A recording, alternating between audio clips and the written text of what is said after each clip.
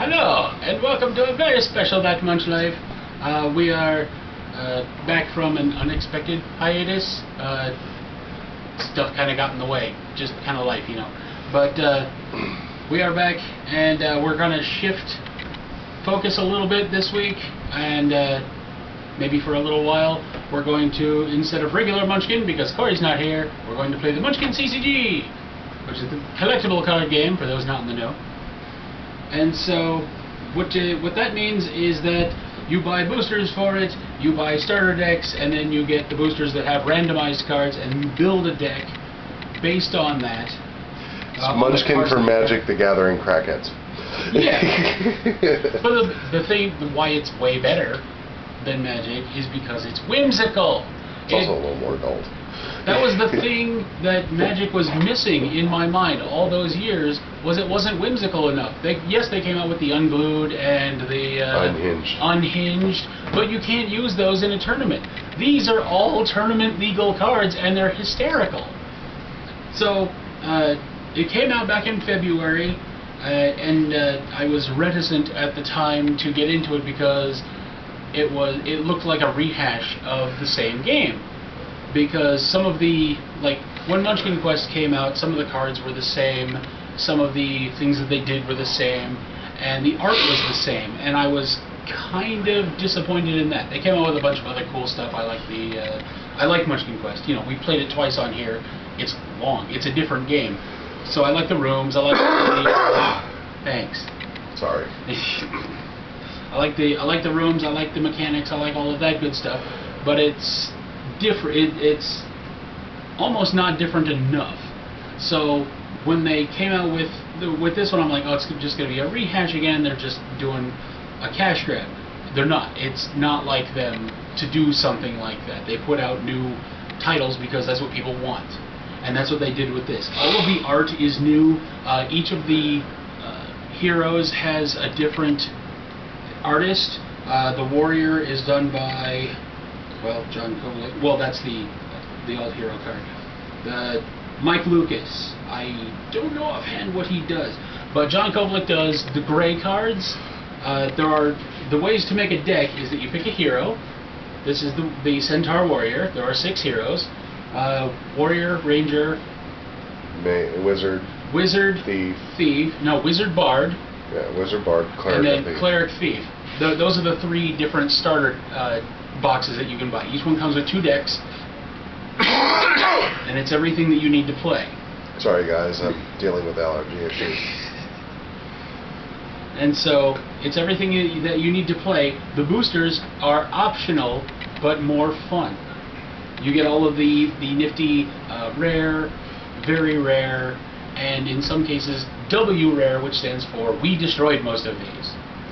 So, I jumped in with both feet. I got a box of Blarg back in the day, back in May, and I got 4 boxes of core. 5. Well, you ended up with most of one of them. Fair enough. In total. So. Okay, 4.5. About 4-ish boxes of core, and the first expansion, The Desolation of Blarg, came out in May. That's when Tank and I got into it. We've since brought Corey into the fold, so you'll see him too. We want to make more episodes, and when there's only 2 of us because life gets in the way, then we're going to play the CCG. And when we have time when all of us are available, we might go back to the regular game. We're still waiting for Teenage Mutant Ninja Turtles. That comes out early October is when they're shipping that for the Kickstarter backers. Crazy Cooks is out at Barnes & Noble. I'm going to get that. They just don't have it in mine yet. I walk in every once in a while to see if they have it yet. And they announced a Harry Potter core game, and Didn't we have that? Oh yeah, Spell School. Yeah, Spell School is the non-legally actionable version. This is like art from the movies. Yeah, fair enough.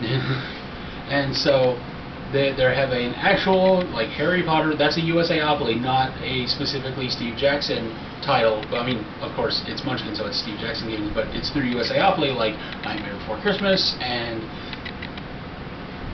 Adventure Time and X-Men and Marvel, just all of those like specific. We decided we wanted to get involved with this. Right, specific IPs is what I was getting at. So if you're looking for general hilarity, go with Munchkin, Star Munchkin, Munchkin Foo, Munchkin Bites, all of that good stuff, whatever you want to make fun of. If you're looking for genre specific, not including Cthulhu because that's public domain, then if you want X-Men, if you want Nightmare Before Christmas, if you want Conan, right? Conan was Steve Jackson because they approached them. But neither here nor there. Then go with the USAopoly ones for specific titles most of the time. Either way, you're going to get a fun game. Either way, you're going to get a fun game. You can mix them all together. You cannot mix the regular game and the CCG. Just putting that out there. In this one, you build specifically 40 card decks, no more, no less. And we got the starter decks a while back. We've been playing a bit here and there ever since. You can see my unboxing video on my box of The Desolation of Blarg. By the way, this is September, if that tells you anything about how long we've been playing. Yeah. we wanted to really wade in first and like build decks and figure out exactly how the game plays, how each of the heroes plays against each other. If you want to see more of these, then let me know in the comments and tell us what heroes you want to see, because I have decks for every hero and an all gray deck. Because the way you build these is you have your regular hero cards that are all, they have the picture, the symbol for the hero. They're also the same color. But then you also get to pick from the gray cards, which are neutrals. Which are neutral and usable by any hero. So there are also neutral heroes to be used in like drafts, and if you want to use that hero ability, you can build a deck with any color and gray, just have that as the hero. But I built one with a Flamingo Wanderer and all gray cards, which is very, very difficult because there's a certain type of cards in here, Mischiefs, which are like traps and stuff in regular Munchkin. I'll make a lot of analogs to what it is from regular Munchkin into this, just to give you a roadmap into what this game is all about. Then but there's no gray Mischiefs. So I had to build a deck that could stand without Mischiefs at all. And I did. First game out, I beat Tank the other night against a tried and true Thief deck. Thief is very, very powerful in this game. Each one has different... there's several different play styles for each one. There's different play styles, like, there's a different main play style. Warrior is smash, grab, smash, grab. And Cleric is attrition. I will heal, you will not kill me, I will heal. And then there's Wizard, which is mischief, mischief, mischief. I throw things at you and I kill myself, but I kill you first. And Ranger is big bucket of monsters. Ranger is the Goblin deck. Yes, Goblin deck for those Magic players. And so Warrior would be the red deck. What am I missing? Thief. Thief is all different kinds of lie, effects. cheat, steal, backstab. That is what is the main thing. I have built a fantastic Thief deck built around a very specific V-rare card called the Lucky Giant's Toe. I managed to secure 3 of them. You can have up to 3 of any card in your deck, which is kind of like in Magic where you can have up to 4. But you can have up to 3 of any type of card, any specific card in the deck. And so I have 3 Lucky Giant's Toes, and I have a whole bunch of things that augment that. We'll get to that when we play the Thief.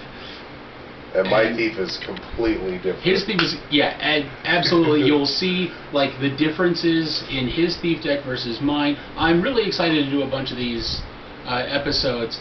And it doesn't matter on like specific days. We may upload 2-3 a week.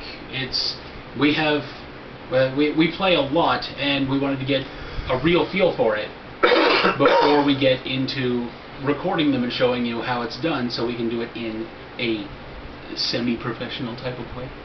Well, that, and we know there's going to be a lot of players out there who are just, okay, this is how you get started. This is what it's all about when you get started. And so there's a lot of how to play videos that include just the starter decks. You buy it in the store, it's $20.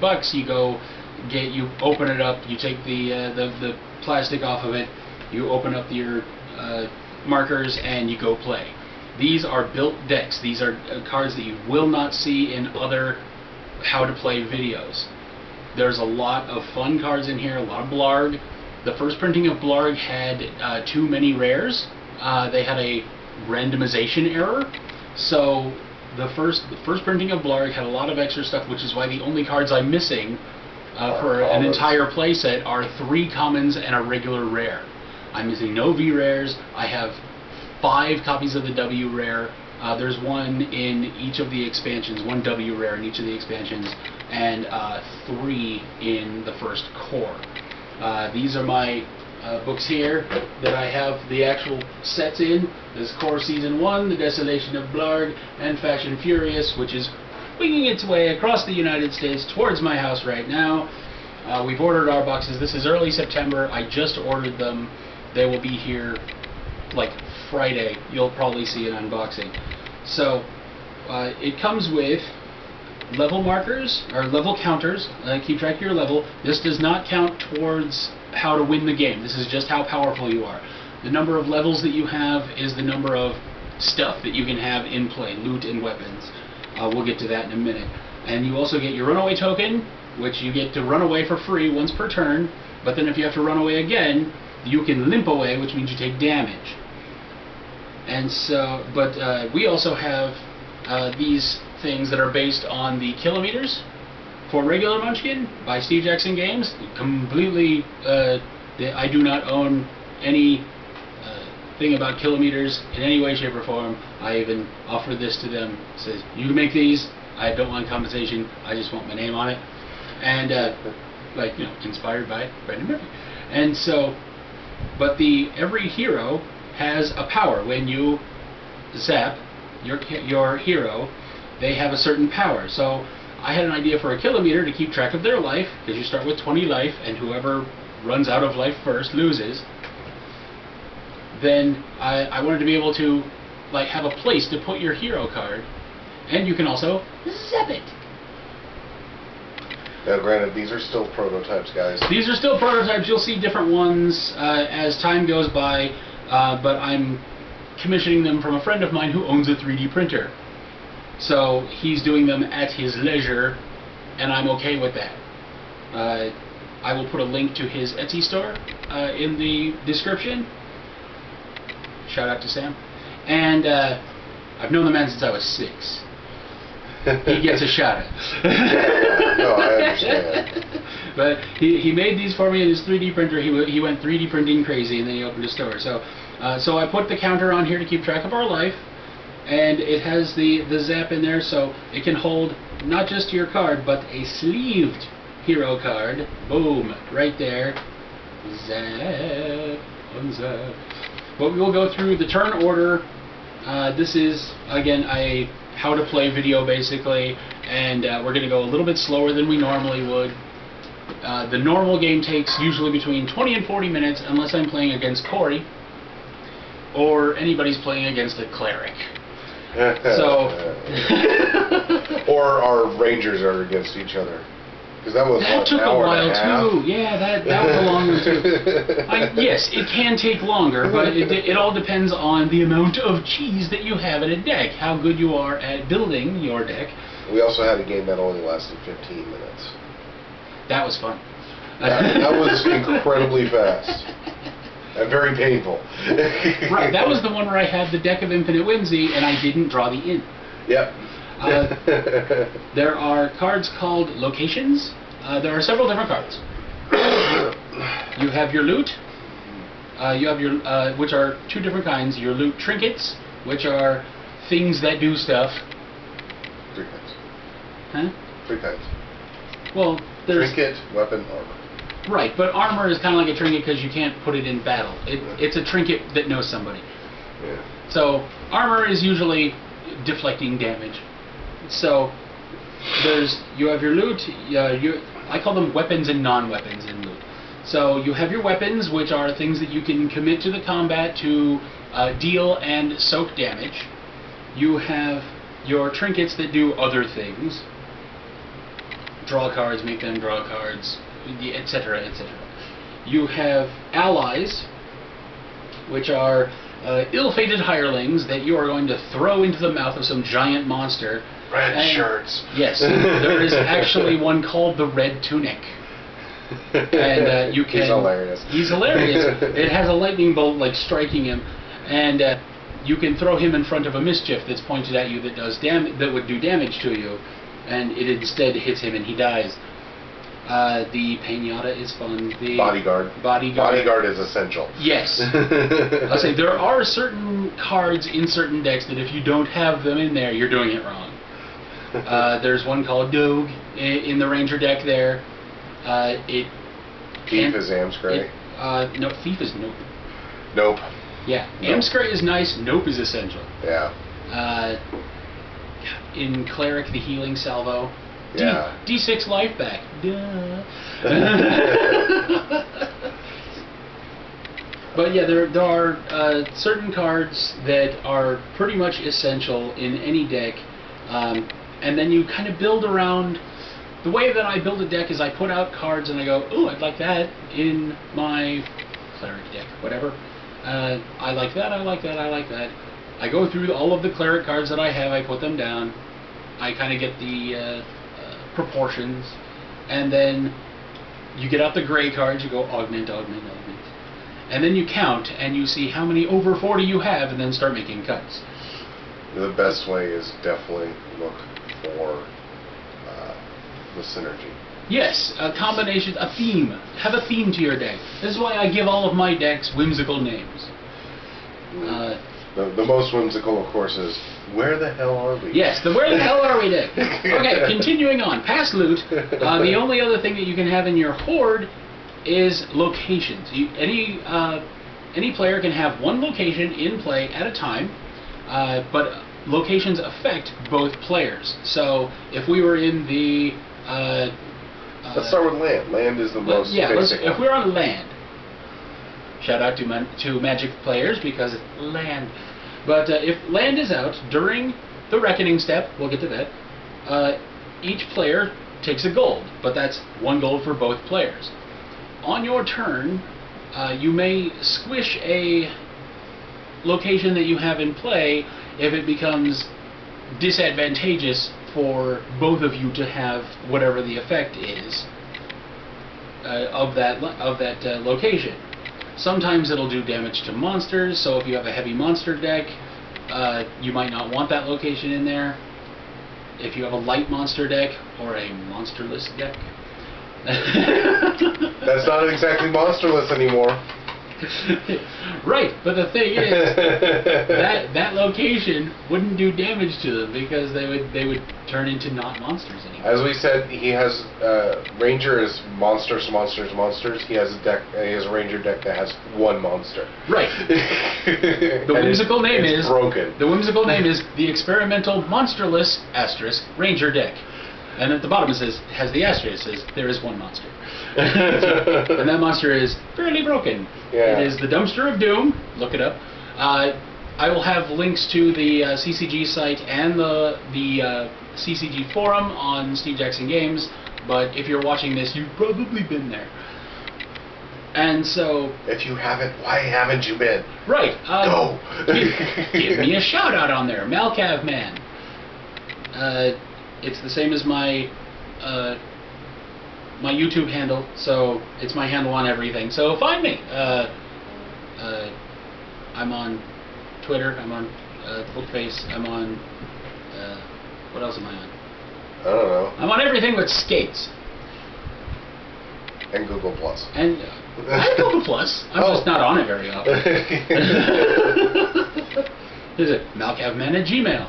God, I have a funny story for that one. Say, if you're going to send me an email, don't send it to that one. Send it to the Top City Gamers mail. I'm more likely to get it through that for the channel. He'll more likely to get it anyways because Malcolm Man gets everything. Well, my phone gets both. Yeah. So, past locations, you have mischiefs, which are the instantaneous one-use things. For the most part, things change. There are certain rules for playing certain ones, and it actually changes how the turn goes. Yeah, it changes how the combat resolves. Also. Yeah, and then the piece de resistance, past mischiefs, you have monsters. Monsters all have a gold cost, which these are the gold coins here, and we have your number of gold based on your level for your turn, and then you get to hire monsters with that. Mischiefs cost gold, allies cost gold, and when you play a monster, you put it face down, and the other person has to decide what they're going to do. We'll have an example of that here very soon. And so, when you decide what you're going to do, you then reveal the card, make sure that the other person isn't cheating, which they're allowed to do. Yeah, there's a full-blown mechanic for it. Yes, the cheating mechanic is entertaining. Is unique and entertaining and very cool. Sometimes you get advantages to cheating, sometimes it's tactically advantageous to cheat, even if you're in a deck that doesn't have anything with the sketchy ability, which activates if you've been caught cheating this turn. Thief, yeah, they're 90% thief cards. There's a couple of grays. Yeah, very few. But for the most part, like, you're going to see a lot of monsters, especially with a ranger deck. It's not really a cheaty deck. He may at some point just to try to throw me off, but he has enough monsters that he doesn't have to. And so when you're playing out monsters, playing this gray deck, I got a taste of my own medicine. Yes. The gray deck is a nickel and dime deck. It just, it's so sweet. But this is my Centaur Warrior deck. This was we're playing our first decks here. We bought the starter box of the Warrior Ranger. We built a deck based off of that. The 6 boosters that I got in a package from some unnamed website that's may not be Steve Jackson, but it may be named after some rainforest. Because there was a discount of some sort. But go buy it from Steve Jackson Games first. Like, you can augment later. We won't blame you. Go to your friendly local game store. But you're going to find a little bit of a discount if you shop on the Rainforest. Yeah, on the Rainforest or Gigantic Woman website. No, wait, don't search for Gigantic Women on the internet. Don't add Rule 34. Ever. Trust me. You may never, ever want to get off your computer again. Oh, God, you're killing me. Oh, God, you're killing me. Yes, break Zap Brannigan. Break him in half. Every starter box you buy has the deck of one of the 2 heroes and then 1 booster. So you get 12 extra cards of randomness. They're core boosters, obviously.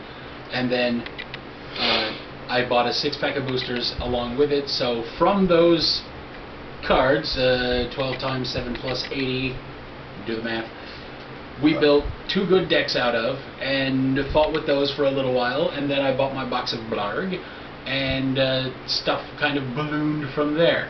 There's another option for deck building if you've been in any CCGs for a while, and that is the starter box. Yes, sorry.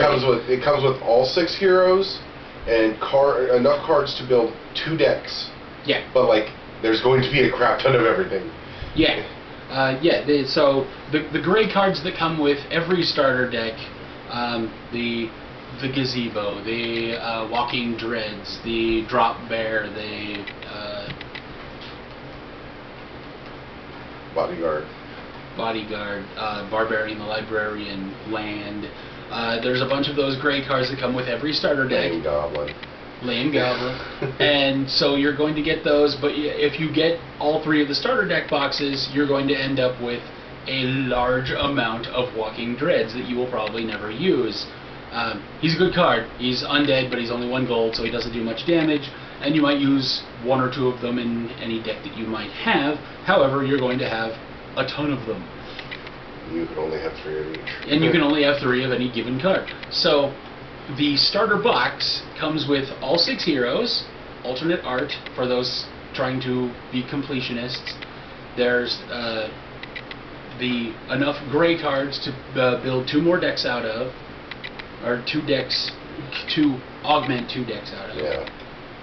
And then counters and gold, all that good stuff, everything you need for 2 players to have a good time. But get some boosters. You'll get the rares, you'll get the good stuff. I may have gone a little overboard. Yes, a little. I don't think you know what that word means.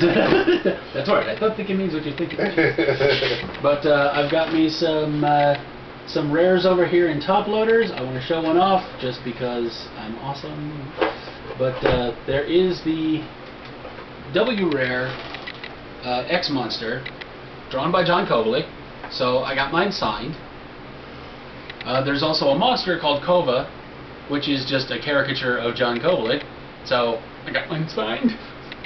Thank you, John Kovac. Yes. You made him a very, very happy fat nerd. Yeah. He threw some other promos into the envelope too, and he's a class act all the way around. I can't wait for my chance to meet him. I've never actually met the man. I have his autograph on, I think, 10 different things now, and I've never actually met him. I'd like to. Shadow box. We're not really convention goers. We're broke. We're broke, yeah. Sorry, I was being more diplomatic than that. I asked for diplomatic. I come from the trailer park. But if I get the W rares, even if they're not signed, I'll throw them in a top loader. The School of Badassery, that is W rare. I'm going to put it way up here so you can see the W.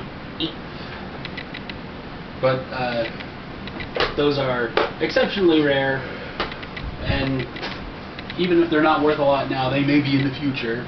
There's a couple commons that are going in those top loaders. Grabby once we find one. Once we find one. And so that's kind of your primer. Let's get to the game, and I'll explain it as we go along. Again, this is not a how to begin play. This is there's a million of those. This is there's a bunch of. If you want to see how they play with the starter decks, go watch one of the other ones. I wouldn't blame you. But you know me, I'm entertaining. I'll have some jokes here and there, but we are going to explain as we go along how we play, what we're playing, all that good stuff, and then continue on. But these are not the starter decks in any way, shape, or form. So if my trusty cameraman will readjust for me and put it where you can see all the cards. Just a second, let me. Glad I'm off camera. Yeah, there's a great visual joke there, off-camera guy. Trust me, nobody wants to see that. You will notice that we are not using standard shit. Sorry. Standard shit. These game mats were on sale at one of the local game stores. There's game mats. There is a Munchkin CCG game mat. It is not out yet. MIBs will have them. You will see them around. The only mats that are obtainable by regular non-MIB humans are the top 4 regional, top 4 national, champion regional, champion national. Currently. Ultra Pro is supposed to be carrying. Ultra Pro has been tapped to make all of the official swag for it. The mats, the sleeves, the deck boxes. The deck boxes, anything that's not cards or counters. And so, shout out to Ultra Pro. We look forward to that. Oh yeah. These are currently Ultra Pro sleeves. This is an Ultra Pro mat. We have all Ultra Pro stuff. So we heartily endorse this event or product. But at the beginning, like any CCG, cut the other person's deck. And yes, I know those are not green sleeves. I'm the only one who goes color coordinated apparently, because Corey has black sleeves for his bard and purple for his cleric. I think that's backwards. No, that's not backwards. Is it? No. Okay. I'm pretty sure that's not backwards. Okay. We'll find out. But I use black sleeves for my thief deck. So I color coordinated. It's the cards are purple for the thief. I have purple sleeves. The red is for the centaur warrior, so I have red sleeves. And I kind of babied this deck and tweaked it a lot because it was my first deck. So that's what I was best at. That's why we're playing with them today, to show you what we've been playing the most. But you start out, you deal 6 cards to yourself. We're going to use the big squishy die because 1, I'm not playing Thief, and 2, more cinematic. There's not a lot of roll effects in the 2 decks that we have, but there are a lot of roll effect cards in the oeuvre. So, to go first, I roll a P. I'm going to hate having to repaint that. Not a 5. Not a 5. So, for whoever wins the roll, you get to choose whether you go first or second. If you go first, you start with 1 gold. If you go second, you start with 2 gold. So, but you do get to look at your initial 6 cards to see if you want to take a mulligan, which is to discard all of your cards, redraw, but you have to take the second one. You don't get to do it over and over. I'm god-awful in love with this hand, so I am not taking the mulligan. I'm good. Okay. I will go first. Yeah, I'll go first. So I start with 1 gold, and then as turn order goes, you have your warm-up step, where... Where's our little cheat sheet so we can make sure that we cover all the bases. Yay, cheat sheet! By the way, if you have a local MIB who is backing this game... He probably has some of these. Go get one. Yeah. Go get 2, actually.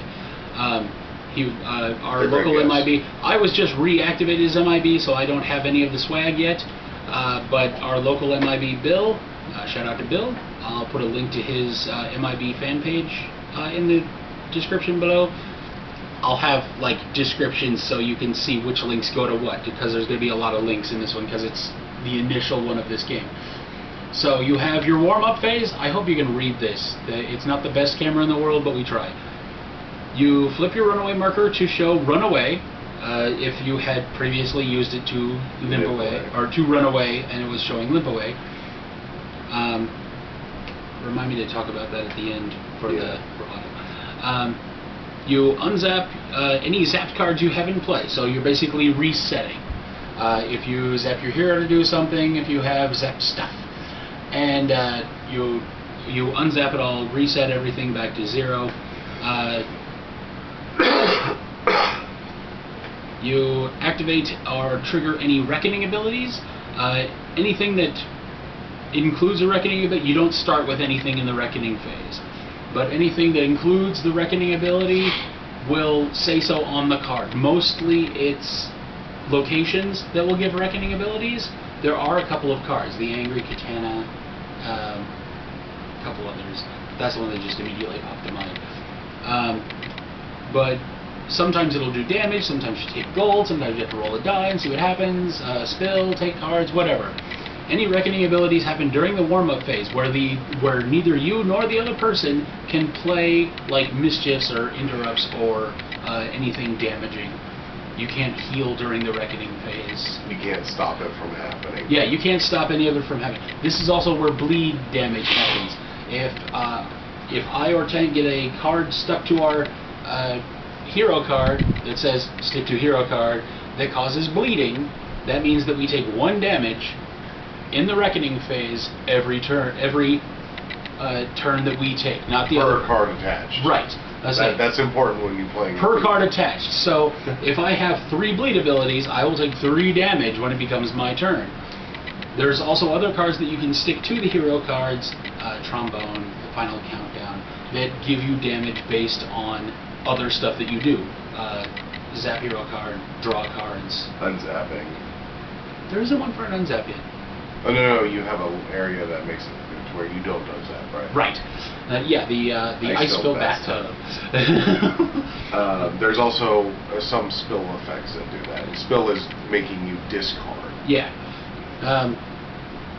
It's basically non-legally actionable versions of the words that everybody knows for these actions in the first place. You zap heroes, you squish monsters, you spill your deck. But the point of the game is to kill or spill. The first person to run out of life or cards loses. And that's the important clarification. It's not when you run out of cards, it's if you have to draw a card and can't. There is one exception to that. And Brendan has it and is building a deck with it. Explodia. Yes, there is a card named Explodia who looks like a hand. And with 5 fingers, which is weird. And there are 5 finger cards. Actually, all of the different fingers on that card are 4 fingers. No, all the fingers are the monsters of the fingers. Oh yeah. So there are 5 finger monsters, and if at any point you have 3 or more finger monsters in your stash, and Explodia survives the combat that she's in, you win the game. It's awesome. So. The mighty trademarked one. Yes, Explodia, the trademarked one. So we explained the Horde, which is where your stuff and your allies and your locations are. You have your stash, which is where monsters go if they survive the fight, and certain other cards given different circumstances. And so that is an in-play area that's not in your hand but not in your Horde, so you usually can't use anything out of there. Anything that's not a survived the combat monster will go face down to the stash, and then you get it back at the beginning of your next turn. Then you have the dangerous monster zone, which is basically your play area out here, which is where monsters and battles and stuff happen. But again, during your warm-up phase after the Reckoning, you unstash any cards in your stash. So that's. I didn't realize that too. Unstashing is after Reckoning. Yep. Which matters for the Elf Commune. So after Reckoning, you unstash any cards. So any cards you have over here, face up, face down, whatever, go back to your hand. There's no hand limit in this game. I adore that. And then I hate it sometimes. And then I'm holding half my you deck. draw 1 card. So since none of the rest of this applies for the first turn, I am going to draw 1 card. Should have gone second. But, so... Shuck it, Trebek. Shuck it long and shuck it up. It's like animal sound for 1,000. This is the sound a doggy makes. Ding! Mr. Connery. Moo. No, that's not the sound a doggy makes. It's the sound your mother made last night, Trebek. Yes, life with trolls. I live with one. After you watch this video, go watch the Celebrity Jeopardy SNL sketches. They're fantastic. Daryl Hammond? Yeah, Daryl Hammond as Connery. And then, like, Will Ferrell as Alex Trebek, and then other people.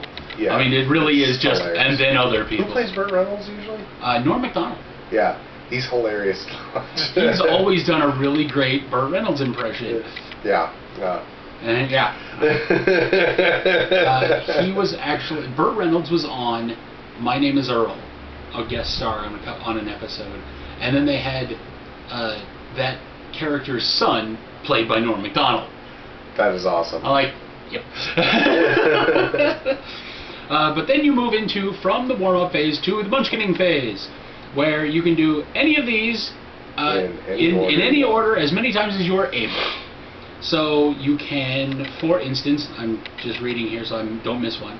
You can play a loot or location to your Horde, from your hand. Squish an unzapped loot or location that you control. Important clarification, it has to be unzapped. You can't use the ability and then go, meh. You can, however, use the ability and use something to unzap it, and then go. Meh. Or play treachery on yourself and squish it. Yep. Sometimes it's advantageous to play curses on yourself. You may play an ally to your horde, provided you can afford it. They do cost gold, normally. The first bob you put out doesn't cost anything. Or start a fight, which is put a monster down. We'll get to that in a minute. After the Munchkinning phase, you go to the cooldown phase, which, again, nobody can do anything during the cooldown phase. You're just setting yourself up for the next person to be able to take their turn, which is you increase your level by 1. So after 10 rounds, you're both at level 10. That's the maximum you can get. But again, that doesn't end the game. That's just how powerful your character is and how much stuff you can have out. You make sure that your gold is minimal to your level. Like if you are level 2, minimum you can have is 2. Right. So if the gold in your purse is less than your current level, move tokens from the stockpile to your purse until your gold equals your current level. Another important clarification, you can have more if you have abilities that give you gold. Land, if we both have land out at level 10, we start with like 12 gold a turn. It gets ridiculous. And then 14. We figured the max is 14. Right, that's if we also have the tax heaven out. Oh, yeah. So, provided you can read that, I'm going to leave that there for you. If you can't, there will be one up probably on the on our channel. We've been talking about putting a Facebook page up for Top City Gamers. Probably won't do that. In the meanwhile, I'll just take a picture and have like 5 seconds of that thing at the end. Ta-da! But now I take my turn. After 74 minutes, I'm going to put out the School of Badassery, which is a location. This comes into play zapped, so it will not affect us until the beginning of my next turn. Increase the gold cost of all monsters by 1. However, hired monsters gain 2 damage until the end of the fight. So, that's an important clarification. They have 2 extra damage here, but they don't have 2 extra damage here. So if you have that card that do stashed monsters damage to target hero, it's the number on the card. Okay. Corey and I figured that out the other night. I will put it down. God, I didn't know I had that. It's been a while since I played this deck. No, I didn't realize I drew it. Because I drew my card and then I was explaining other stuff, but I drew a really good one. But I will put down the Discount Cudgel, which has a star cost of 0. You can have as many star numbers in play as your current level. It's like powers in Munchkin, Bites, Super, X-Men, Marvel, anything with powers. So your current level, your number of stars cannot exceed your current level. So since this is a 0-star weapon, I could still have a 1-star weapon out if I had one. It's actually kind of surprising. You're only playing 1 weapon from the beginning. Because I'm only level 1. If I had another Discount Cudgel, I'd put that out too. I don't mind showing it off. I'm not going to play my Elephant Gun yet. Elephant Gun is one of my favorite artworks. One of the favorite artworks of the entire game. This is fantastic. This is a card in the Desolation of Blarg. It is marked as rare, so I have like 5 of them. Again, because of the randomization error.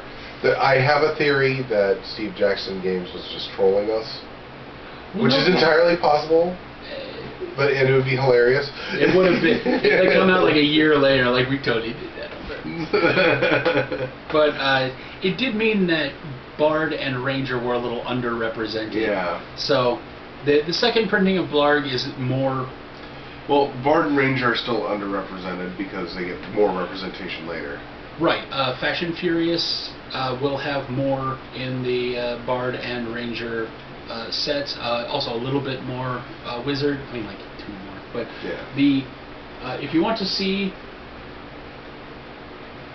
we'll put a link in for the The checklists are actually on the Steve Jackson's Games Munchkin CCG website. Yeah, on the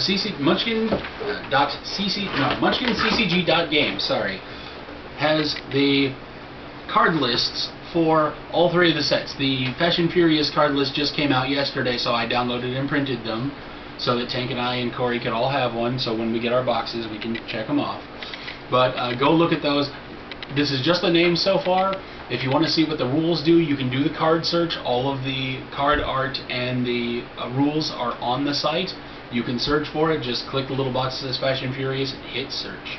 The articles are actually useful. The articles are great. Yeah. But one of my favorites from this set is the Bromunculus. And of course the Fashionable. I'm really looking forward to it. I'm looking forward to a lot of those cards. It's going to be fun. I mean, I love Blarg. I say Blarg a lot because I love the name Blarg. Blarg. Plus, the artwork for Blarg himself is hilarious. Yes, it's very good. A lot of the stuff in they really stepped it up. I have to give just all the credit in the world. I was reticent, but I fell in with both feet, and I have zero regrets. I have a lot of debt, but I have zero regrets. Shut up! You're paying your debt, and you're getting bonuses out of that. All right, so I drew my card. I put down the cudgel. I put down the location there. I can't afford anything else that I have. So, end of turn. Advance my level. Take gold to equal my level, and then pass the turn. Yay! It's my turn. So I'm going to draw. And we're going to go ahead and start this off with what this deck is famous for. Of course. Alright. I'm going to explain this in great detail. You take, when you want to start a fight, you put a card into the dangerous monster zone. Or fucking gnat! There, got him. Fine. But, let's use this for contrast. But, you take a card, any card that you want, probably a monster. You then take a number of gold, probably the amount of gold that it costs. And then you put that gold on top of the card, you put it face down into the DMZ.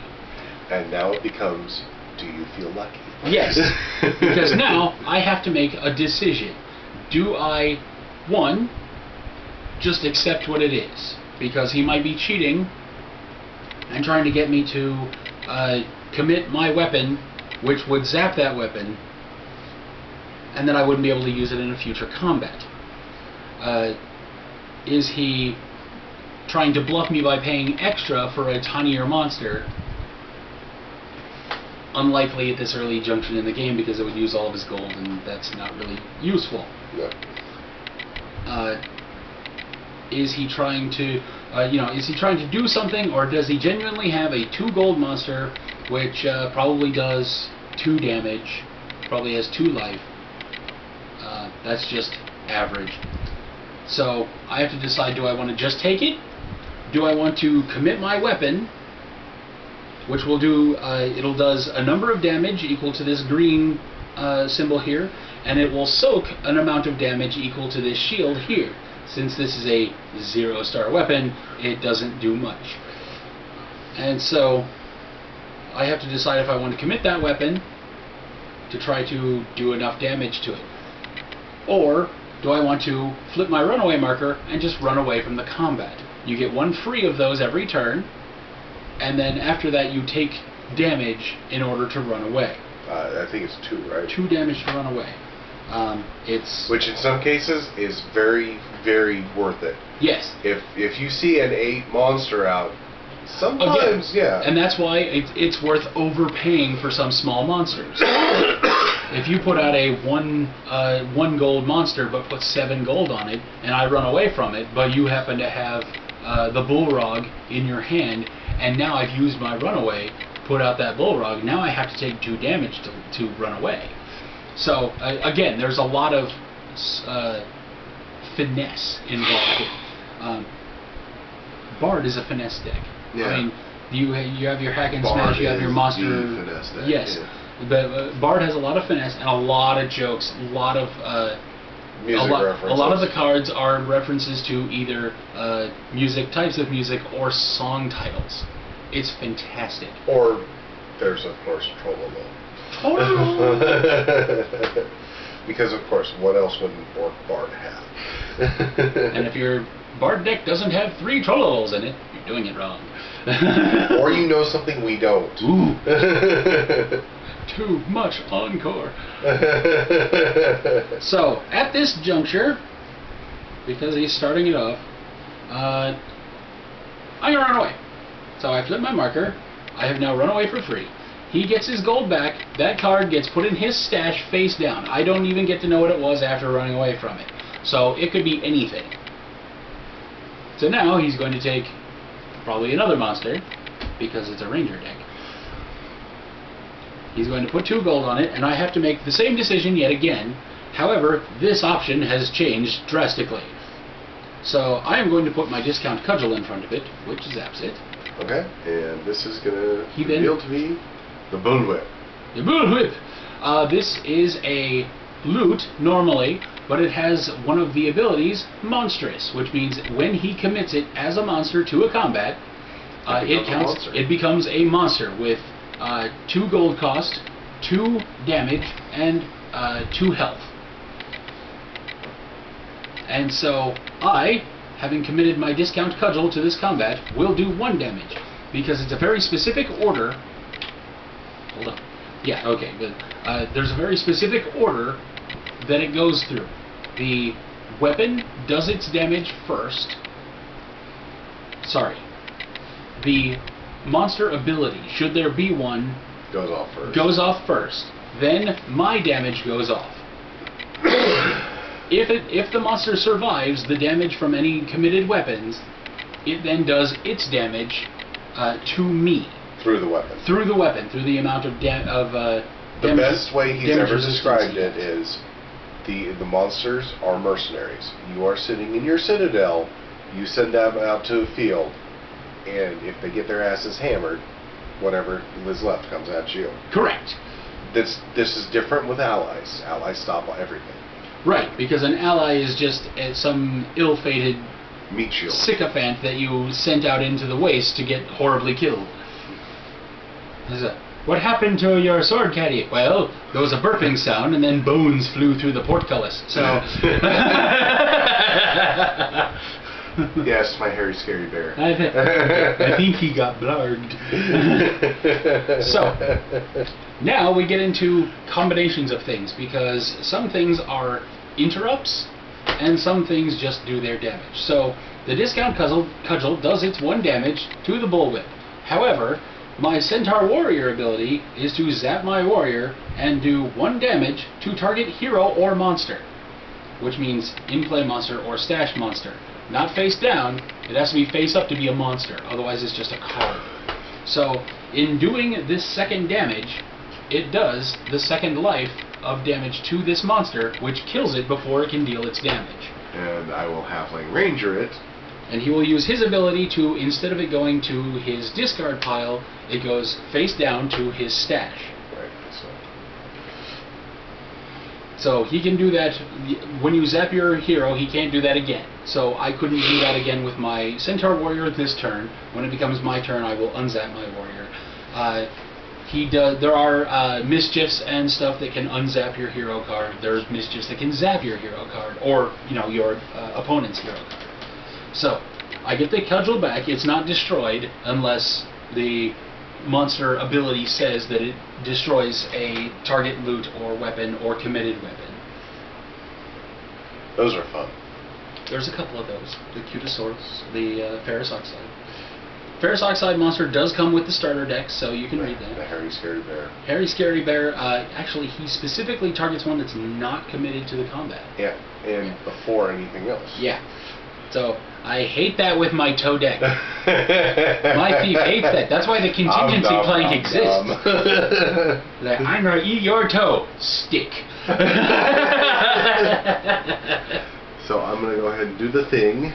You will hear us say, do the thing. Yes, we refer to passing the turn in the cooldown phase as doing the thing. And I will end my turn. Okay. So, he advanced to level 2, he did all the things. So, I will flip my runaway token back to runaway. I will unzap any zapped cards I have, including the location, which is now in play. I will do any reckoning abilities, none. And then I will draw a card. Or I would get any unstashed monsters, which I don't have, and then I draw a card. I like it. Now I will put out, I'm level 2, so I'll put out the Hydrax, which is also a weapon. When you gain a level, collect 1. Take 1 token from the stockpile and place it on this card. This gains 1 damage for each token on it. It starts at 0, so it's kind of shitty, but by the time I reach level 10, it'll be amazing. And that is a... He's got a card that'll actually advance this level before we hit that round. I don't know if I think I put 1 in my main. You have at least warrior 1 deck. in that deck. This is my main warrior deck. This is not the new one. Yeah, you have at least 1 in there, Okay. I think. I've tweaked it so many times I don't even know what's in there now. I know it's good. But, let's say, the Hydrax is a 2-star weapon. I am currently level 2, so I have a 2 and a 0. So I am full up on stars. I could not put out anything else as loot right now unless it was 0 star. I have 1 location out, so I could not have another. Unless you get the Inn of Improbable Rooms, which is the W rare from the Desolation of Blarg. I have an entire deck built around that card. It's amazing. I have, at last count, 14 locations in that deck. And all of them can be played at once. Yes, you may have any number of locations in play. And since locations affect both players, he can have any number of locations in play as well, which for a standard deck would be a maximum of like 3. Most of my decks is like, yeah, 3. Yeah, 2 or 3. 2 or 3. I think my thief has got 4. But that's because Dewey Cheatham and Hal is just so freaking awesome.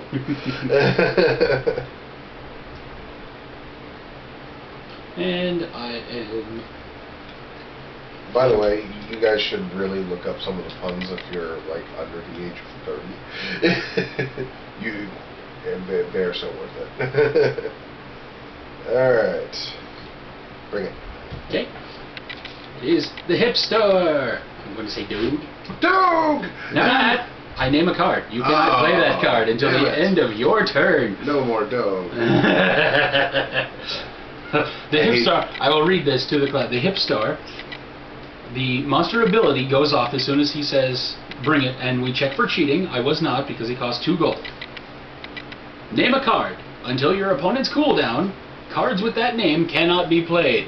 So I said Doog, and so he cannot play his Doog card. You can show it off because I know you have it. Yeah. But it's a card that, when played, prevent all damage dealt by target hired monster for the fight. So since I knew he had those in his deck, and I'm aware of the powers of a ranger deck. You got how many of them? I have 2 ranger decks. Hi. Hi there! Alright, since, again, I'll just say that since I know the powers of the standard ranger deck, I said Doug because I figured that was a card that he had, because you just have to name it blind.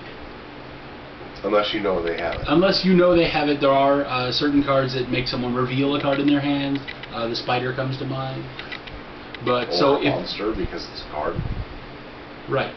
Yeah. Let's say it is until your opponent's cooldown. So if you know there's a certain monster that he has that's going to screw you up, like the Ferrous Oxide monster or the Hairy Scary Bear, something like that, you name that, and you will be safe during your turn, during his side of the turn.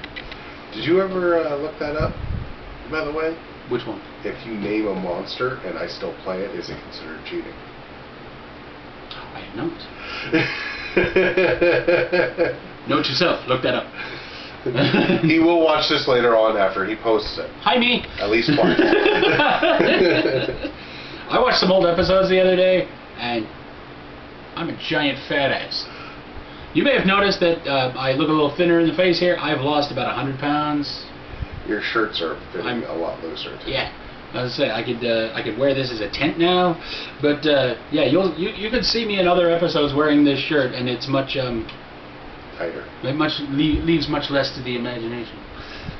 But yeah, so I've lost a lot of weight, and I'm just starting. This is part of why we have been on hiatus for a while. Yeah. As you are aware, back in December for him and February for me, we got diagnosed with some health issues, and we're both trying to straighten out. the beatus. I actually have worse out of this. Yeah, we got the beatus, and so I switched to diet soda and less carbs, and He's so walking every night. Yeah. I'm very proud of him. He's doing over a mile. Yeah, if you want to know what I've done, let me know. Otherwise, I won't bother you with it anymore. We'll play this fun game. Yeah. So I do 3 damage plus 2, so 5 damage. Yeah, I'm gonna have to take it. Yep. Ouch. Yeah. And then I spent all my gold on that, so I don't really have a thing to do. That's just gonna hang there. That's gonna be a permanent thing in this game. Oh no, he's playing a bird on me. Dad, he's not a bard. Free bird! Free bird is hilarious. As I said, a lot of the bard cards are named after song titles. My favorite from Fast and Furious so far is the Sharp-Dressed Man. Isn't that the one that Lucy in the Sky comes from? No, Lucy in the Sky is Blard? Core. Oh, it's Core? Core. I love the art in that. It's good art. Beautiful. Mm-hmm. I have most of a set. I'm only missing like 15 cards for a full set right now. Minus Fast and Furious because on the way. Yeah. But you'll notice that my strategy would allow that my Centaur Warrior could be zapped at this time to do another damage to tank. However, as you saw, the utility of it during that last turn, I was able to kill the monster before it dealt any damage, which would have been completely gone through because the cudgel has a 0 damage reduction. So you might not see me zap the Centaur Warrior much because I mostly use that defensively. In case you were wondering at home, like why isn't he just zapping his warrior and doing more damage? Like I'll take it a lot as insurance against monsters with extra life. Be aware though that you will be changing your tactics depending on your opponent. This is very true. I play differently against Corey than I do against Tank. I play differently against Tank's Thief deck than I do against his Ranger. Yeah. This deck is more aggressive against the Thief than it is against a Ranger, and that's because you have to play defensively against a Ranger. Otherwise, you're going to get beaten. Yeah. If you're playing a Thief, you go ahead and zap that hero card. You're probably they don't have a lot of 2 health monsters. No, not really. It's either 1 or way more than 1. Yeah. So at the end of my turn, I increase to 4. I take 4 gold. Wait. 3. Sorry. I advanced it and then I got off on a tangent. I'm sorry, viewer. So, I advanced to 3, I take 3 gold.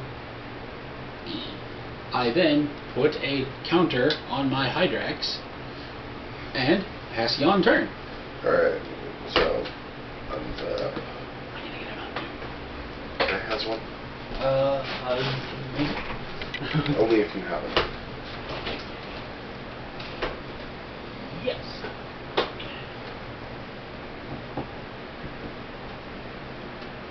It's in the back, so I cannot guarantee that it's not partially frozen.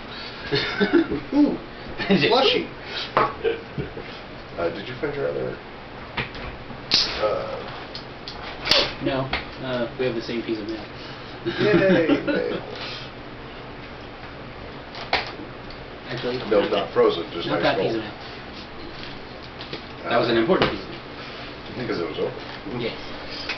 Anyways, so now I'm going to set out my bow of called shots. Now the bow of called shots is essentially just a refined version of the warrior. Zap, deal 1 damage to target stash monster. Right, it's less effective because he can't do damage to a hero and he can't do a damage to a hired monster, which is what they are when they're out here. See, viewers? Look, diet. I have found about 5 diet sodas that I genuinely enjoy. I have one that I absolutely adore. Are you drinking it now? No. It's sitting in my room. Is it orange? Nope. Oh. Coke Zero. Ah. Because I can add vanilla to it. It's freaking amazing. I keep flavorings around my house because I brew. Anyways. 2 gold. Okay. So what are you going to do, meat sack? I miss you, meatbag. Me too, meatbag.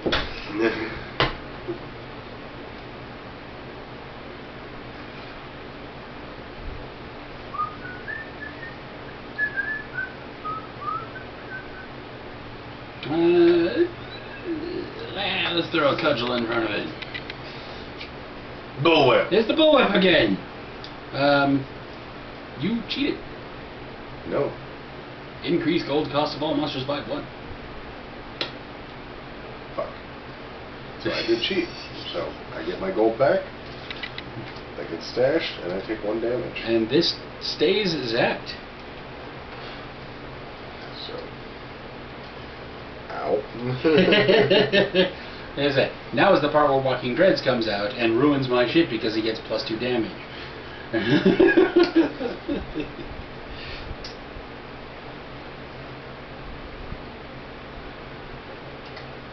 Yeah, about that. I may have replaced my 11-foot pole in the gray deck with a 3rd Dreads. I hate Dreads. I actually removed Dreads from my deck because of him. Because of that gray deck. It's such a fun deck. I already know the title of that episode. The Gray. The Gray. Well, this one's just going to be simply the deck names versus each other, so. No. Because we've got such whimsical deck names for these. Actually, my warrior deck is the only one that doesn't have a whimsical name because it's just a standard Centaur Warrior Smash and Grab. The name of this episode, if you're watching, you already know. I CCG what you did there. Okay. The name of my deck is the Army of Derpness. Yes. Because literally it is a frigging derpy army. Right. And at the moment that he named that at me, I felt what it was like to aspirate Mountain Dew.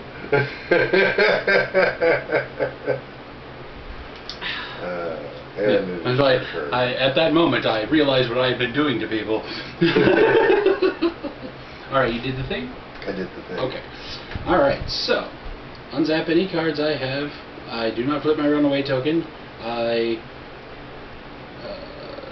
unzap any reckoning abilities. No. Take back cards. Draw 1 card.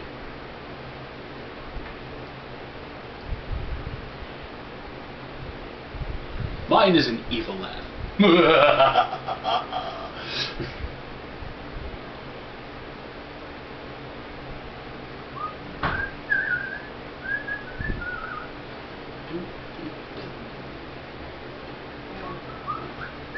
Hey, Brendan.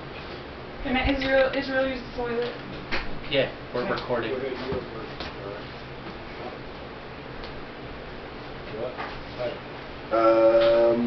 I'm going to run away. Run away! Run away! Stash mein Card.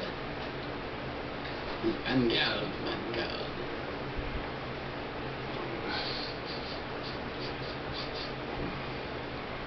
Okay, where poo?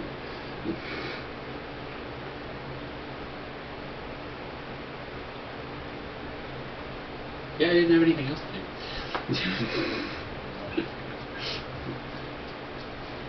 Alright, so, do the thing. I'm up to 4 gold. Leaving gold on the table is never a great idea. Put 1 on my Hydrax and pass yon turn.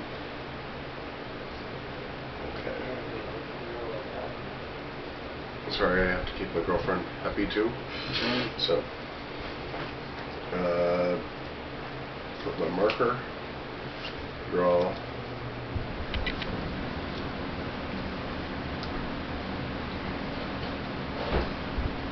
Mine is much more low maintenance.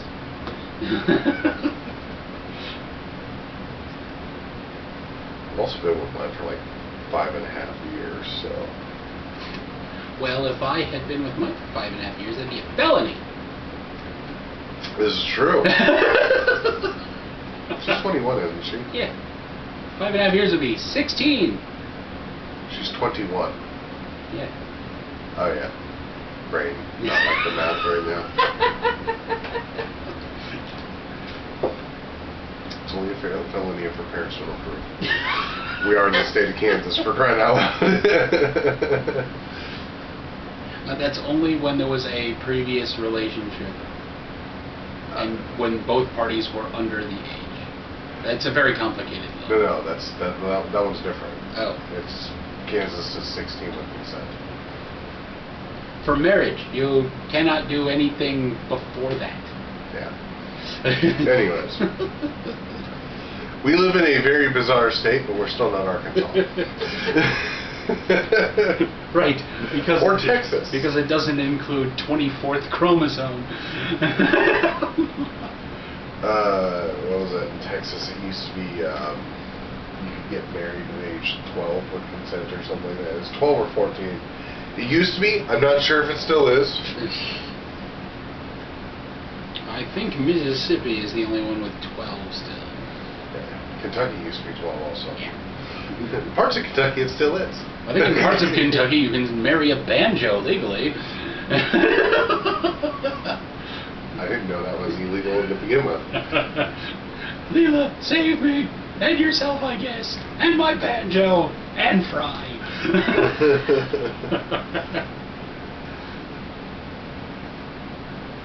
Anyways. Before I die over here, because I have trouble with breathing. I'm dying over here! Alright. So, yeah, let's get right down to it. The tank went down to Georgia. Man.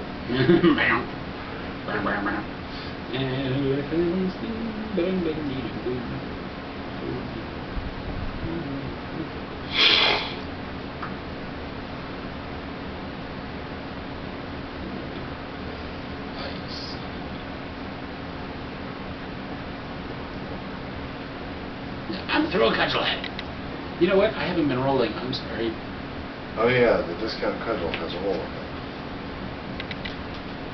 Squishes at the end of the fight. Well, okay. Well, it'll go away at the end of this fight. Bullwhip! Hey, look, it's a bullwhip! Hey, look, I saw my hero.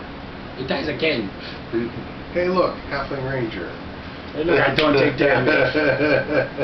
Again and again and again. Alright. It's okay, Cudgel, you did your job. Okay, the other 2 times it was fine. Make sure I shouldn't flagellate myself there. Is it on a 1 that you destroy it? 1 or 2. Okay. Which is why I rolled a 2. And it made it go away. Alright. Anyways. Did you thing? Did my thing. Okay. Put your thing down. Hey! Unzap. Unstash. Take. Barbarian the Librarian. He is an ally. When you squish a monster controlled by your opponent, draw 1 card.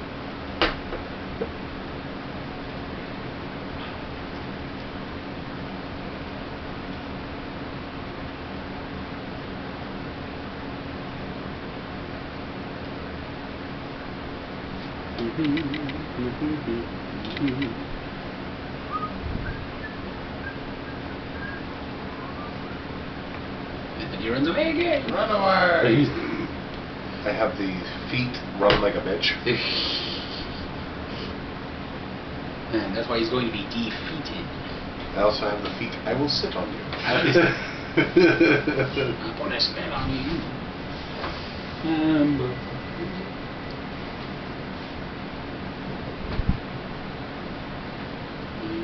I don't have anything else. Okay. Yay! Kermit the Frog. Yay! Alright. So that would take me up to 5. Which means I get 2 more pulses and another counter.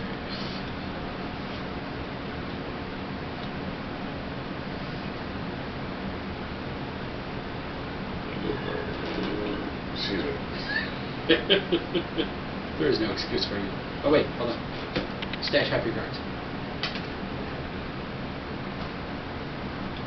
Lovely.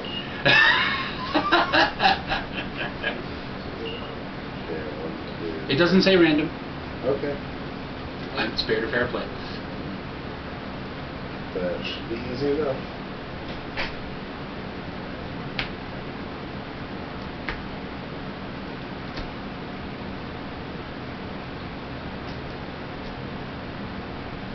Round up or round down? Round down. Okay. There's 4. Okay. This was the analysis paralysis. It is a mischief, the first one we've seen this game. Target hero must stash half the cards in their hand round down. It's fine. It's one of those things where you're, paying gold out of turn, and so you have less to do on your own turn. It's tactical.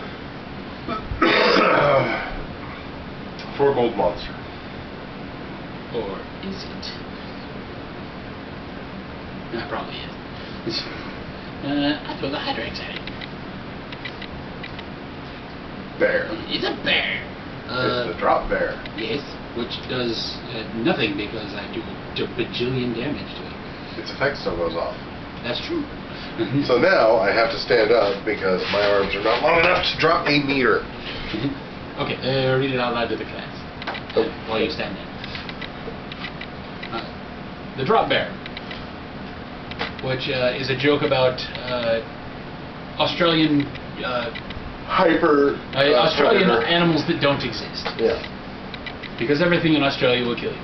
Yep. It is a monster beastie. Drop this from a height of at least 1 meter above the game area. If it lands on a hero card, that hero takes 2 damage. It also means if it lands on your own hero, because that's He has been hoist on his own drop bear before. Ah! Yes! Really? Yep, yeah, that'll do it. It's there. It's it, like by 1 degree. Yeah, take a look at that there, internet. I could measure that with a nanometer. Yeah. We used a micrometer caliper. But you take 2 damage. No.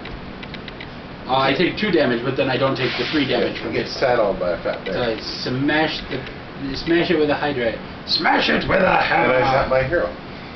Okay, but then I get a card though.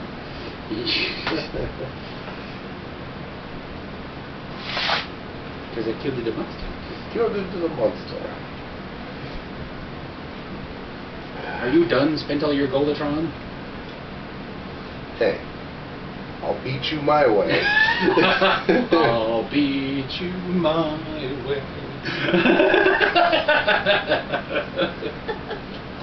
One of these days I'm going to reach across the table and smack him. And then probably run before he grabs his gun. He's a T-Rex. He's fearsome, but he's got no arms. Hey, all the other dinosaurs feared the T-Rex. Yeah, since the last time we played, Deadpool 2 came out. So, watch it like 100 times.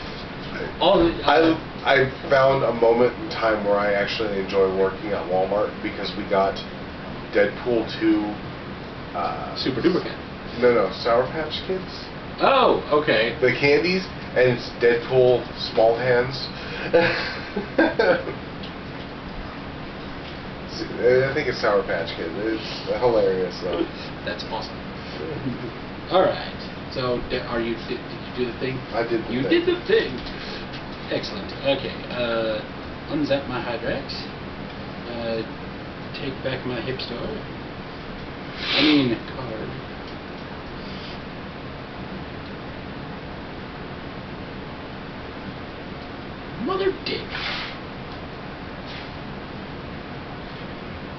not even going to ask how that one works. Because that's an explanation I'm sure I don't want. Walking Dead, season 4, I believe.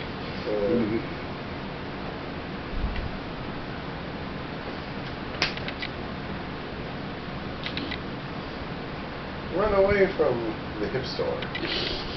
Or was it? More than likely. Could I have been preparing for that?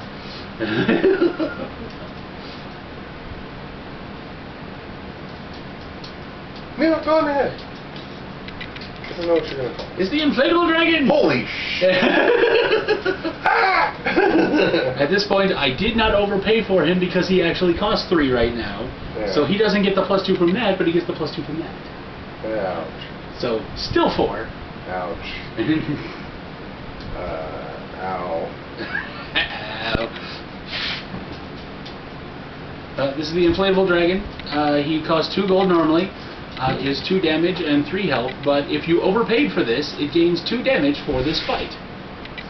Ah, the hypochondriac. What's wrong this time? Well, my lead pipe hurts a little. Perfectly normal.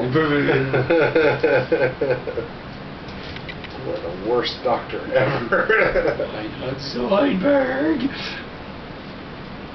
Yeah, that was all my gold, so I'm kind of done. Dun dun dun. 5, 6, and 1 of these. So, as you can see, viewer, Get down off of me. I don't want a dog. that is Eve's dog. You might remember Eve from a few episodes ago where we learned the dangers of over-caffeination. Oh, just caffeine? Yeah. Watch that episode, Goodbye Horses. It's pretty damn funny. I'm funny in that one too. Not to toot my own horn. Dude, I watched an episode the other night while I was going to bed, and I cracked up laughing at me. God, I'm funny. Brandon? Like me 2 years ago, like this freaking hilarious because I don't remember the jokes. Sometimes I won't remember that I made these jokes. I'll make them at the screen at the same time that I say them on the screen. So I know my brand. Brandon, yes. Be careful. You are now small enough you might get smothered by your own ego. If that doesn't do it, I know a pillow that will. Oh no, me from the past has to be the big spoon now. Either that or you're going to be jetpacking.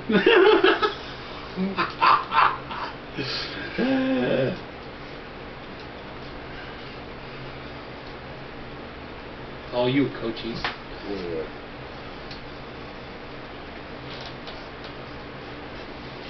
My massive handful. Massive handful. It's okay, there's another analysis paralysis in that deck somewhere. Once he has like 20 cards in his hand, that'll be a tough decision.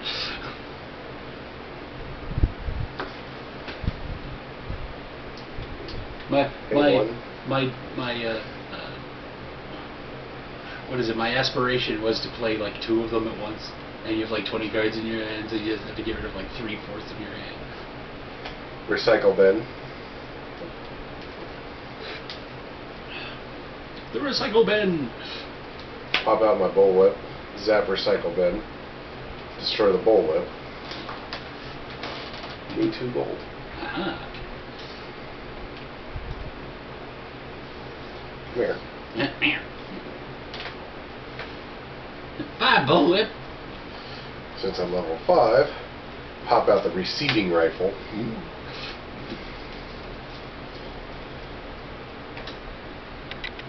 What did I do that for? Just a second. I just drew again for some reason. Loot weapon. When this deals damage to a monster in a fight, recycle 1. You may draw 1 card. If you do, move 1 card from your hand to the bottom of your deck. That's what recycle means. That's why I read it in the... It was parenthetical.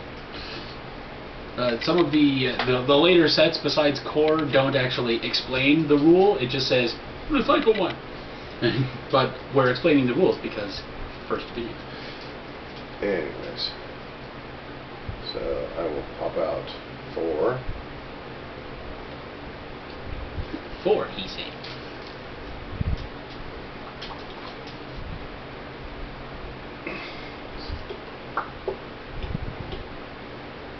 Oh, I'm not sure what that is.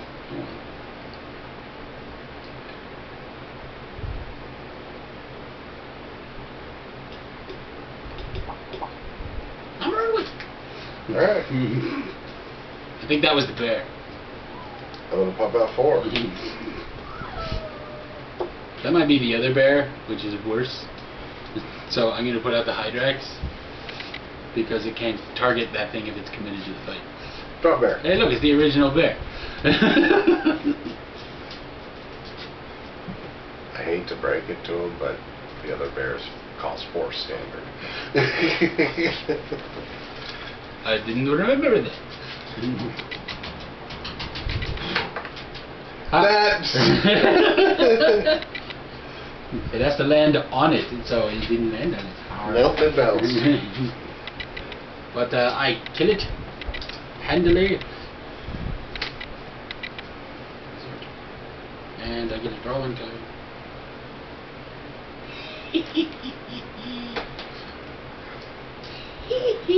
Oh wait. Right. It's not Fast and Furious yet. Sunday, this weekend in Topeka, Kansas, is TopCon. I'll probably have this up tonight. So. Is TopCon. So on Sunday, I will be helping run a Munchkin CCG draft for the first time, and Bill, the other MIB, has Desolation of Blarg boosters to draft with, which means if somebody shows up, I'm supposed to. yep, and actually wants to play, then you're going to have to build a 30-card deck with an Alpaca Wanderer. 30 card? Yeah. 32, that's right, yeah. Draft is 30. And from Blarg boosters. Specifically Blarg boosters. That's going to be so interesting. It's going to be pretty gnarly. Because Blarg contains some of the gnarliest cards, to use your word, because it just popped into my head when I said that. I was going to say nastiest, because the Scepter of Schadenfreude, the Blackmail, and you can mix and match colors when they're in draft. Really? Yeah. That's why you get the non-standard Wanderer heroes, because you're going to get a grouping of cards that aren't going to conform to building 30 cards out of one color, so you can mix and match. You have Bard cards, Thief cards, whatever. Somebody's going to get kicked in the dick. A lot. And it's not going to be me. I didn't realize what all of the fun combinations were when I did the original draft for this, because that was my first exposure to the game. I went to the draft because it existed, and I'm like, you know what? I'll give it a shot. He's not charging, he's taking all the cards back at the end, I got nothing to lose. Apparently I had something to lose. Several $100. Several dozen hours of my life. Are you complaining? Nope. Okay then. Not a single Shut the fuck up. Are you done? It's your turn. No, it's not. That's it. I ran away from the thing, or yeah, I killed the bear. Yeah, I can't do anything else. So. It's fine. Level 7. Just hanging on by the skin of my teeth. Flip my runaway. Wait. You're hanging on by the skin of your teeth. I'm at 10 damage already. Yeah, I know. I'm gonna put a fucking hook in your ass and tangle you above the water. We'll see who's hanging by the skin of their teeth.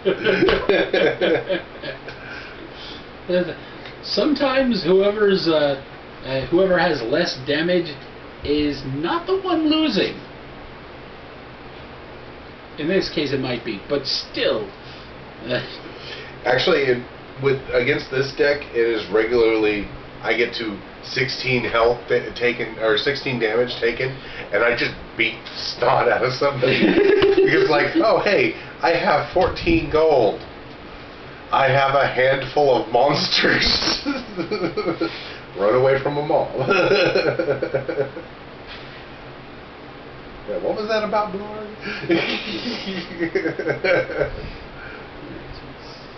I can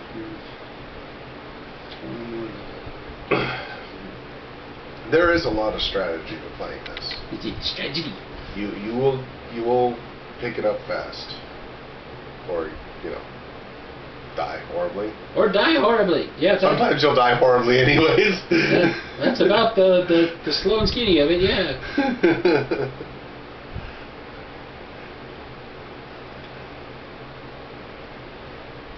I'm going to put out. Dang it. I didn't ever hear about that card. Yeah. I don't know why it doesn't exist. Ding exists. We actually have been coming up with ideas for other cards. Like, I have one that we're still trying to figure out how it would work. Glorious Land. Glorious Land! Attach this card to a location card. Draw a gold during the reckoning phase. Mr. Wheaton, if you're seeing this, I have come up with the idea for a land called Your Grave. That's Wheaton, not Wheaton. Sorry. I'm horrible with names. I will admit this. I'm also horrible with a good many. You should have owned it. I thought it was just pronunciation. Oh. Then, I'm an idiot. Also, Alan Tudyk. Yeah. Stop killing Alan Tudyk, Hollywood. No, keep killing him. It's fun. It's a tough decision. At least he's not, what's his name? Can't think of his name. He dies in everything. Fucking died in Lord of the Rings. Died like a champ. Sean Bean! Yes. In the Munchkin Monster Manual, which is a D&D game, D&D supplement book that is from Munchkin people, it actually has little black boxes of "you might be a Munchkin," and one of the best ones is if you think Boromir was a wuss for getting pasted by a mere few hundred orcs, you might be a Munchkin. Yeah, we're definitely Munchkins. If your character sheet is a 3-inch 3-ring binder with separators and tabs, you might be a Munchkin. If you learned Excel for the specific purpose of your character. We're looking at you, Rob. We're looking at you. If I need his help, I want to fix the Excel sheet at work. We have a friend who is an Excel wizard who learned it because of gaming. He excels at it. I give you Mountain Dew. I was going to give you the can back. Touche.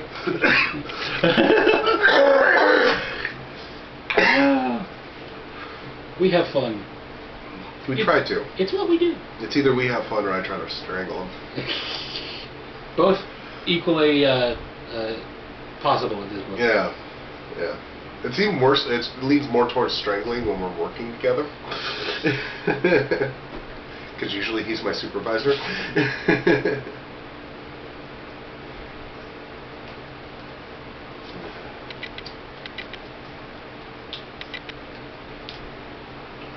Shit. Well, there goes the neighborhood. The neighborhood. Oh, it's putting gauze in front of a semi. Doesn't matter. Alright, that is 6 gold committed to this card, which is the Pain Train, which is normally 3. However, in this location it is 4, but I paid 6. The special ability on it is this gains 2 damage for each gold you overpay to hire this. So basically, those extra 3 gold that I had to pay for this were 2 each. Well, 3, because it's still 2, but the math is the same. So, Okay. 3 extra gold, 2, 4, 6, plus 3 is 9. Yeah, Minus so, 2 is 7.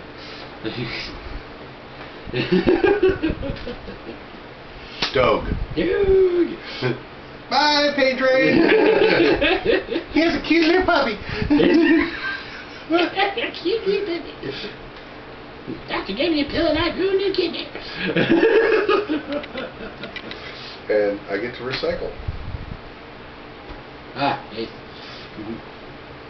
Oh. That's happy camper now. Happy camper. Bad dog. I miss you. I've been hanging out with him too much. Yeah. Season 1, episode 15, 16, somewhere in there. I miss you, cupcake. Girl, why is there bacon in this soap? I made it myself. Yep.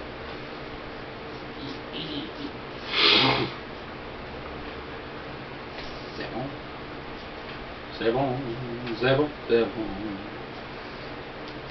c'est bon, c'est bon, hey look, my Hydrax is awesome. It's a Hydrax, it's already awesome. No, when it starts out it's 0. It's all you.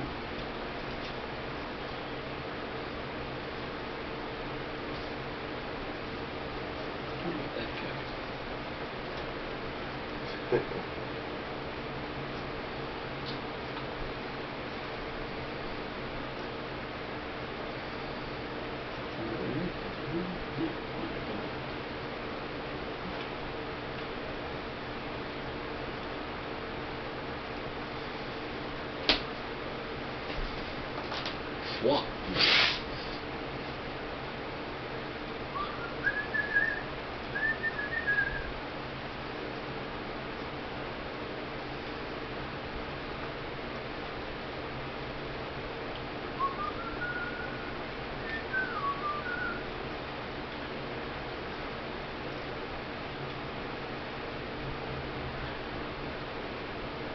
You know what? I just want to see it. What do you got? The honey badger. Ah! He don't give a fuck! Still does 3 damage though. 1. Well, 3. Okay, yeah. You said you successfully overpaid for him. Yeah, I'm nothing if not fair. This is true. He even arms me with good cards. Yes. At a discount. Sometimes for free. And so far, we're pretty even in wins.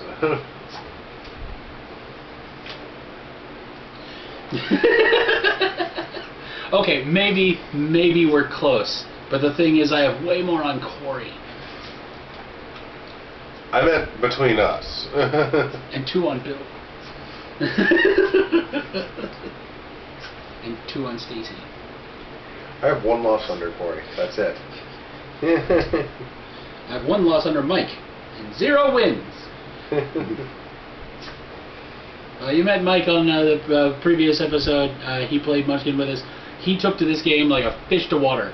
He hasn't bought any cards yet, but he played with my thief deck and spilled me. It's not built as a spill deck. It was fucking amazing. It was like watching a magician. Isn't his birthday coming up? I don't remember. I'll have to look that up. Because I know Stacy's just passed. Facebook, making it seem like you remember your friend's birthday since 2007. Hi, Mike. That's alright. Stacy's is in November. I remember from before Facebook. It's November 7th, same as my grandfather, so it was easy to remember.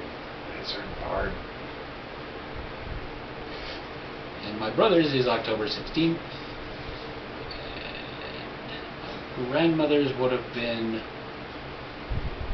October 9th?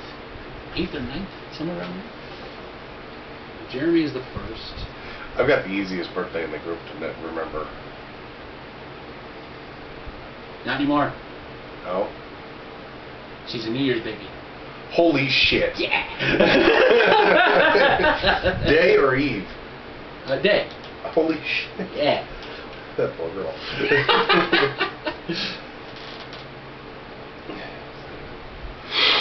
My parents were trying to hold out for that because if I was going to be the first baby born in 1984, I would have gotten free diapers and everything.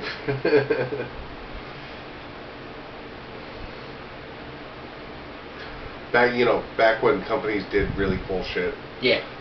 Now you gotta have like 8 babies for him to do that because it's a PR thing. Nope, time to go take my pills. Anywho, you have 1 gold left. I have 1 gold left. So you could hire a used car dealer and not do anything with him. Ooh, shiny. I don't need to unzap my hero, but I can recycle. Ah.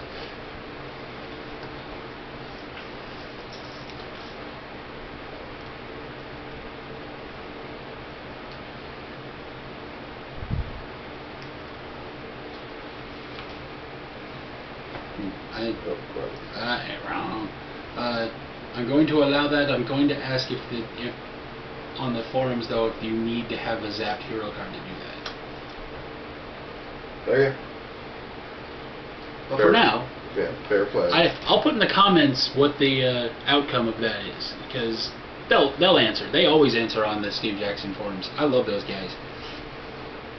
And I'm gonna go ahead and do the thing. The thing is done. Neither of us come across a fucking land yet. I'm over here all destitute and shit. I don't want land. I got a school of badass. The only thing that would be better is the epic loot. Epic loot Inc. Yep. It's another location. It gives all weapons a +1 damage. Will Smith meme.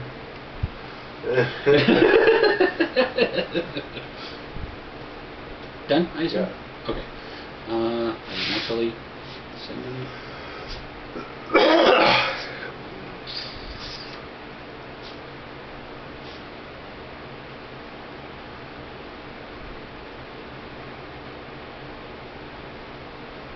I'm gonna kill the honey badger. Ow. Which means I get to draw a card. I'll go ahead and zap my hero. Okay.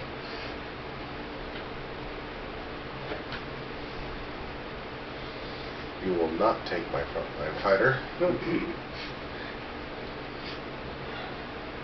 Oh, that's right. Dang. Oh, okay. I'm fine. And for Mr. Hoffman's champion, he has chosen a honey badger with ill temperament and hungry. Ah, shit.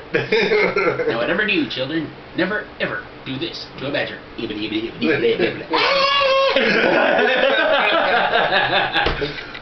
Ernest Goes to Camp. The only genuinely good Ernest movie. Earnestly. Ernest Scared Stupid was okay.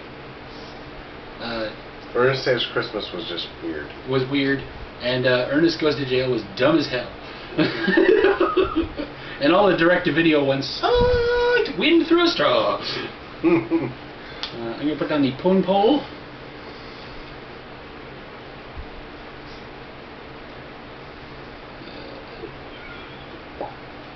And the Red Tunic.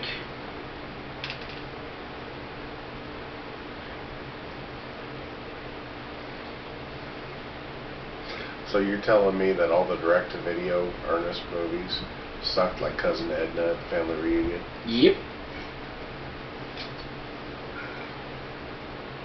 Yep. I don't have a Cousin Edna, by the way. That I know of. No and I've never been to a family reunion. No dame called Edna.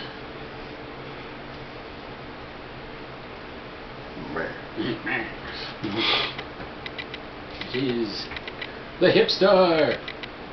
Okay. And I deal 3 to him. hold on. I still get to name a card. Name the card. Compost. In case you have one, or draw it. Fair enough. And Compost, if I get it and get to get it off, you will understand why he hates that card. well, especially at this juncture. I do have a living compost somewhere in my deck. Nom nom nom.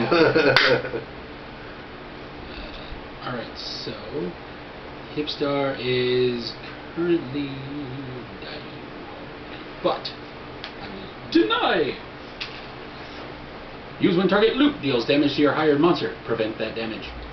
Oh. So he does in fact do all of his star damage of 5. Which means I take 3 of them. And Crushing 8. 2 extra damage. How about no? How about no? No. I made him use it.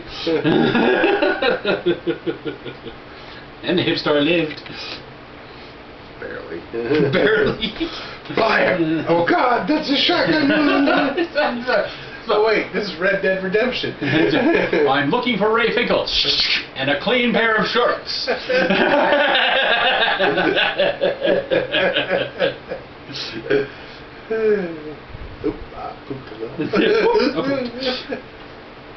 Don't go in that room. There's a big steaming pan of crap. Maybe a monster. Maybe a monster. Alright, okay. Ting. Shoo. Joe. Those. I don't know. I keep almost doing stuff. Now, did he take any damage? Did he? No. Okay. To prevent that damage. Alright. Well, sure. I denied it. Alright. So.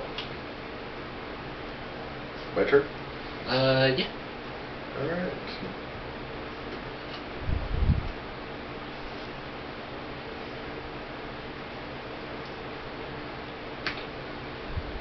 I thwack you. Ow! 6. Ow! Spin kick. 4 more.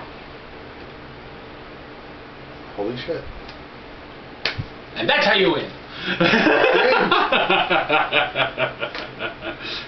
Sorry, for those keeping track at home, the thwack is zap a weapon you control, so I zapped my Hydrax. Do damage equal to that weapon's damage to any target. So I zapped my Hydrax here, I did 6 damage to him. I then had a spin kick, which is a Mischief Treachery, 4 gold, deal 4 damage divided any way you choose between target hired monster and its controller. Since there was no hired monster, controller. When I did that at that point because I was finally able to put out the shiny manipulator, so in case he had something to avoid that damage or make it go away, which Doge doesn't do in that case, I know he has a 3rd one, then I could use the shiny manipulator Doge wouldn't do anything for that anyways. That's what I'm saying. Yeah, because it has to be a monster. Right. I'm saying that he has a 3rd one, but you know, that's neither here nor there. But I could have unzapped my Hydrax if he'd been able to avoid that damage, so I'd still get it back for a combat purpose. Did you want to explain the ire of my deck? This is Compost. Squish target loot. Very simple. Very annoying. There's 3 of them in my deck. I'll say, and any Ranger deck that doesn't have 3 of them is doing it wrong. Compost, Doge, those are like staples for this deck. And for him, Ushiny. Ushiny. Very scary bear. Not so much for me. You go for the big monsters more. I go for the small monsters more. So the Ushiny isn't as necessary. Timber's nasty. Timber's nasty. I've got 2 of them in this deck. But yeah, that was our initial game here of the CCG. Tell us what you think. Do you play the CCG? Do you want us to play it more? If you do play, what decks do you play? And yeah. What kind of play style? If you sign up for the Zapped and Squished Facebook group, I'm on there. I posted some of my deck lists. I'm on there too. No. Yeah, I added him. Because I put my deck lists on there, including the Where the Hell Are We deck of Infinite Whimsy and my Terrific Toe deck and the gray deck that actually beat a standard Thief deck. So all of those are on there. Did you name your gray deck yet? The Nickel and Dime deck so far. Okay. But tell us what you think. Tell us, I mean, do you like it? Do you hate it? Do you think that they jumped the shark by putting out a collectible card game? You know, we just want to know what you think. Personally, I enjoy it. I didn't think I would.